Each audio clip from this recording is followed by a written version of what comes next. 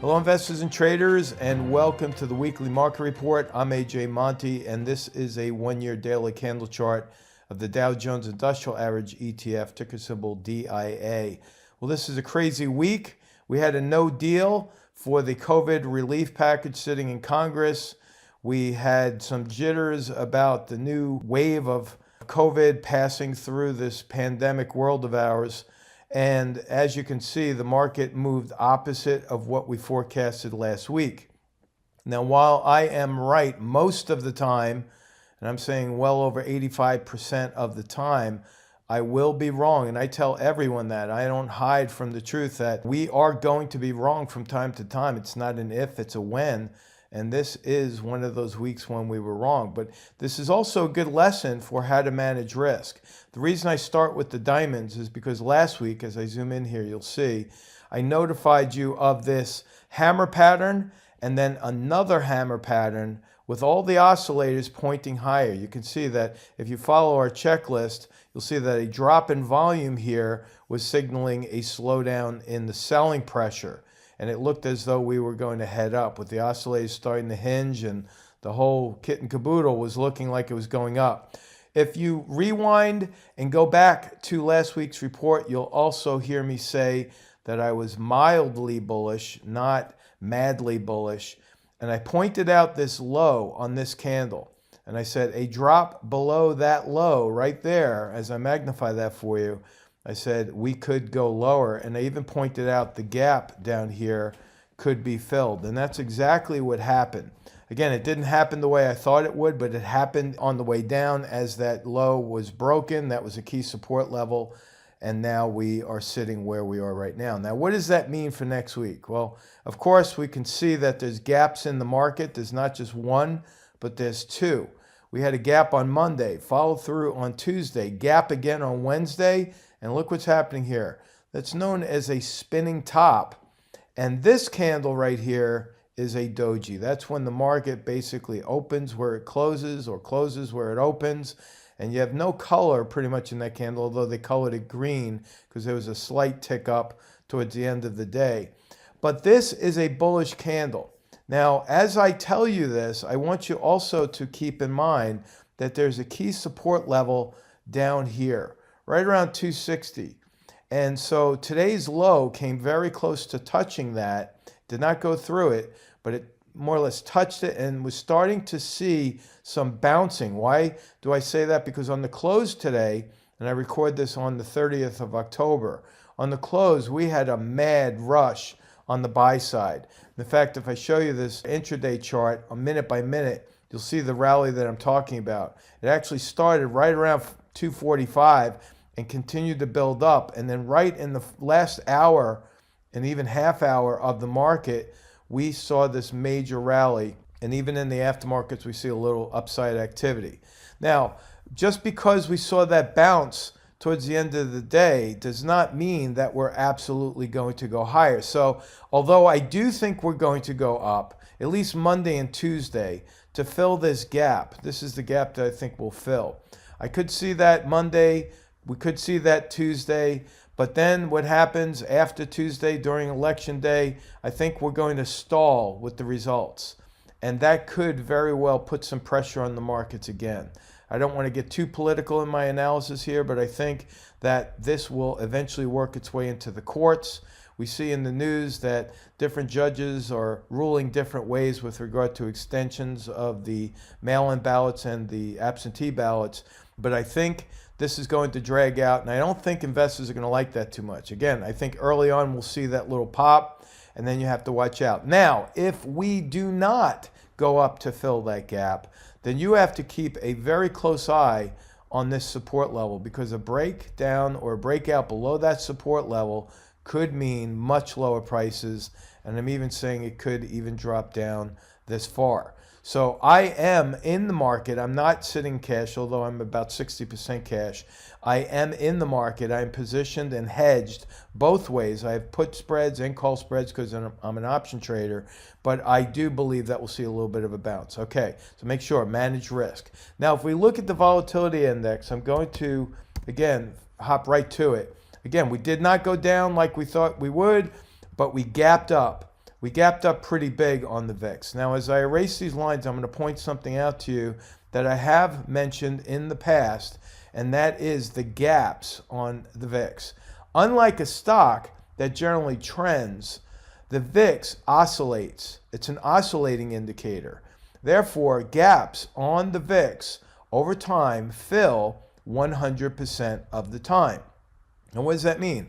Well, filling means that the stock would have to come back to this price and then the gap would be filled. Now, I have gap trading strategies that I put out there. 80% of the time gaps fill, but after they fill, they generally reverse 80% of the time. So we could see a bounce from here. I'm doing a two-parter on this one. I think the VIX could come back down to fill that gap, and then I think we could see a little bit of a bounce. Notice there's another gap all the way down here that I think will eventually fill, but I don't think that's going to happen next week. If you take a look, we have a big red candle right here as it's approaching a resistance area up here. So we're kind of caught between resistance and this gap fill support. Notice the oscillators are starting to roll over. The stochastics is almost at a cross sell signal there, and the CCI, even though we had higher highs on the VIX this week, we're seeing lower highs on the CCI towards the end of the week. So I think eventually this will cross, triggering some selling in the VIX, which is inversely related to the S&P. And as the VIX drops, I think we'll see a slight rally in the S&P as well. So let's go right to the spiders. You can see right here, we missed on that. Again, I'm very happy that you're seeing this because I don't want to be one of those infomercial guys that only shows you the winners. I want to show you what to do when things go against you.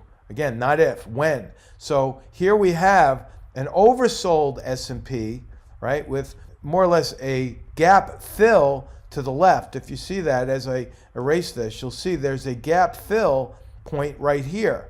Now again, 80% of the time gaps fill, then 80% of the time it reverses after it fills. Now this hammer pattern, let me zoom in just a little bit there. That's a bullish pattern. We're seeing a support level down here. Bullish pattern on that candle, higher volume on that. There was a battle that went on today, and I think we're going to move higher on the S&P. Again, I'm being conservative here. I'm not going to move all the way up to the moving average at this particular point. However, if we do get to that moving average, if we're lucky enough to rally that much, that moving average will now act as a resistance area. It's very important that you understand that once support here is broken, support becomes resistance. It's called role reversal. So the stochastics starting to hinge at the bottom of the oscillator here. I think that'll go up. CCI is going up even though we had a lower low on the spiders, and that is bullish.